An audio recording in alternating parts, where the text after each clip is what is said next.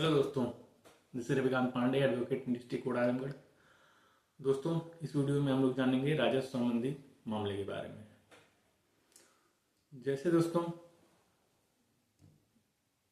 District court में होता है, सबसे पहले डिस्ट्रिक्ट कोर्ट में आप जाते हैं, फिर हाई कोर्ट में जाते हैं, फिर सुप्रीम कोर्ट में जाते हैं। उसी तरह राजस्व संबंधी मामलों में सबसे नीचे होता है एसडीएम कोर्ट, तहसील, फिर उसके बाद कलेक्ट्रेट, फिर उसके बाद कमिश्नरी, फिर उसके बाद रेवेन्यू बोर्ड। रेवेन्यू बोर्ड एक तरीके से सुप्रीम कोर्ट है, सबसे हाईएस्ट अपील करने का केंद्र है रेवेन्यू बोर्ड। और डिस्ट्रिक्ट कोर्ट में आप लोग आबादी लैंड हो गया और किसी वो प्लॉटिंग व्लॉटिंग जो करते हैं उससे संबंधित कोई मैटर है तो आप डिस्ट्रिक्ट कोर्ट में जाते हैं। घर वर से संबंधित जो मकान से संबंधित कोई मैटर है तो उसके लिए आप डिस्ट्रिक्ट कोर्ट में जाते हैं। कृषि योग्य भूमि जो है उसके लिए आप डिस्ट्रिक्ट कोर्ट में जाते हैं, और जो कृषि योग्य भूमि रहेगी उसके लिए आप एसडीएम कोर्ट या तहसील या जो तहसील होती है आपके डिस्ट्रिक्ट की, या जो आप एडजेसेंट तहसील है, जो आपके जिस तहसील में आपका कृषि योग्य भूमि है उस तहसील में आप जो है उसका मुकदमा करेंगे।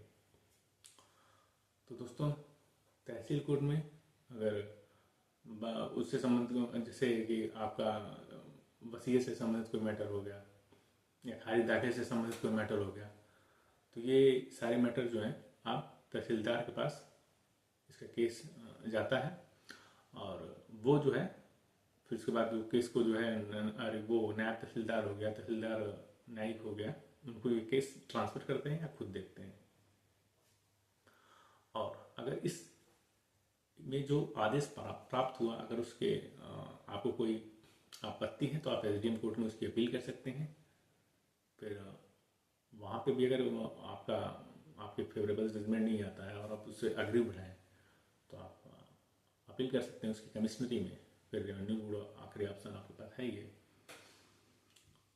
और जैसे कुछ मामले ऐसे होते हैं जिसमें एसडीएम कोर्ट, उप जिलाधिकारी कोर्ट जो होती है उसमें आप केस फाइल करते हैं।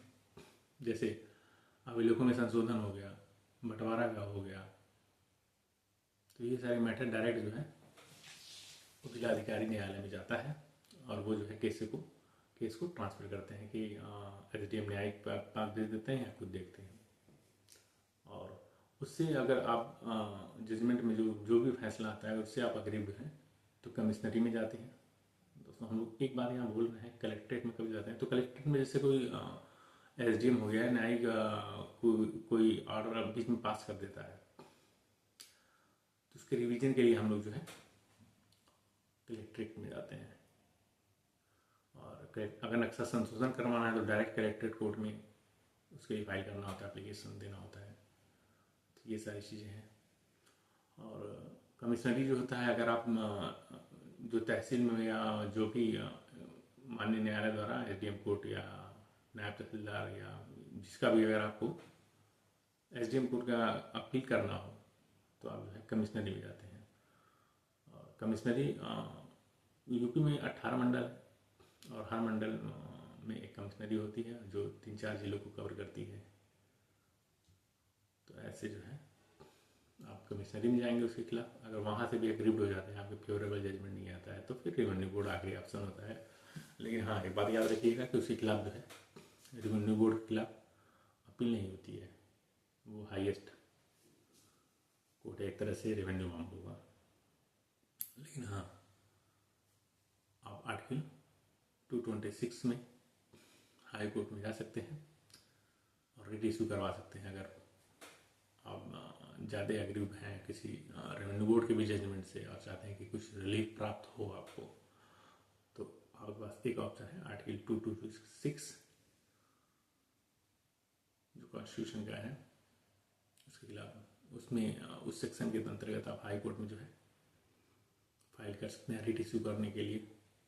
फिर हाई कोर्ट मामले को देखेगा, अगर उसको गलत लगता है तो रिट इशू करेगा रेवेन्यू बोर्ड को कि आपने ऐसा क्यों किया।